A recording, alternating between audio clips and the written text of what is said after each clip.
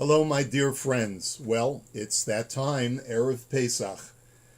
We're going to go in just a few hours into Yontif.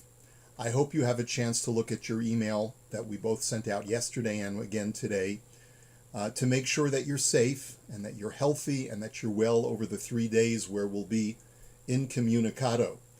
And I will be thinking of you over the entire Chag.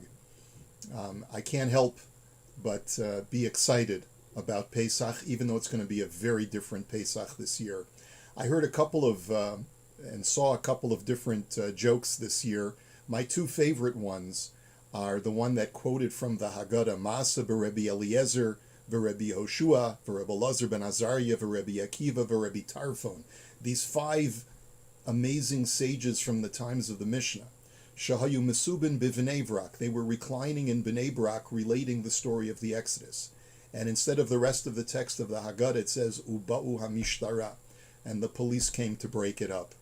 That's the mindset of this year.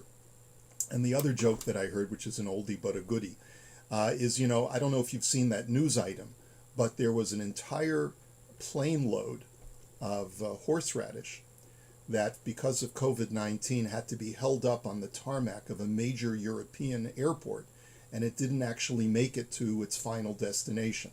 And so this year, the Jaén in Spain stayed mainly on the plane.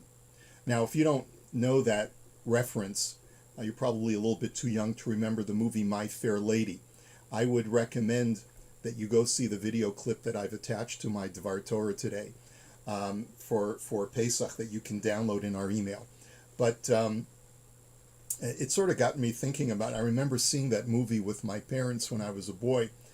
And I hope you won't mind the analogy. It's a bit irreverent, but the whole focus of our Seders tonight is really not on the greatness of the Jewish people, but it's really on HaKadosh Baruch Hu and what he's done for us and what the difference that he's made in our lives as a nation and as individual Jews.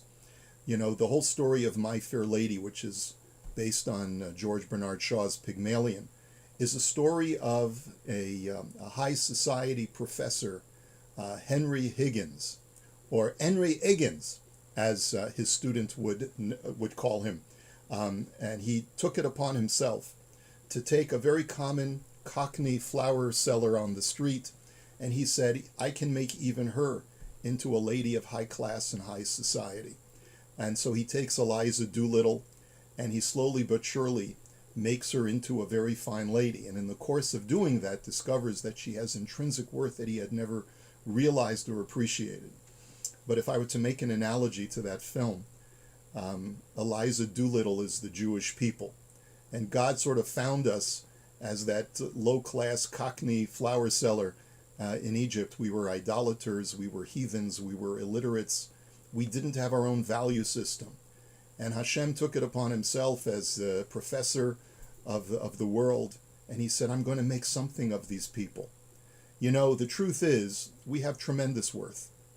And all it took was for God to shine the diamond in the rough and to produce us and bring us out of Egypt and to allow us to realize our destiny.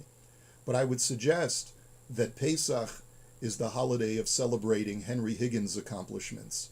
And maybe Shavuos, which we'll get to in a few weeks, is a time to celebrate Eliza Doolittle and her intrinsic worth of we as the Jewish people. When we sit down at our Seders tonight, we are going to acknowledge that were it not for Hashem, Harei anu uvanenu uvnei vanenu, and we, our children, our children's children, what would we be and what would we have? And so therefore I would suggest to you that despite all of the difficulty and the challenges in reciting the Seder, perhaps alone or away from the ones that we love, this is a night to toast the Ribono Shel Olam. Lift up your glasses really as a toast and say to Hashem, thank you for all that you've done for us as a people. We're going to step out of the limelight and acknowledge the Ribono Shel Olam, the creator of heaven and earth, for having given us a beautiful world, a beautiful heritage, a beautiful nationhood. And thank you for making us the glorious people that we are today. Thank you for making me into a Jew, Hashem. Thank you for letting me live one more day in your glorious world. Thank you for every breath you allow me to take. Thank you for my loved ones. Thank you for my life. And let's truly experience that sense of gratitude. And may that gratitude stay with us and carry us for the rest of our days and bring us to the ultimate redemption. B'mehera b'yameinu, amen. Wishing you a beautiful Seder, a beautiful Chag, a Shabbat Shalom, a good Shabbos, and we'll see you on the other end, God willing, on Motzai Shabbos. Take care, a good Yantif, a good Shabbos.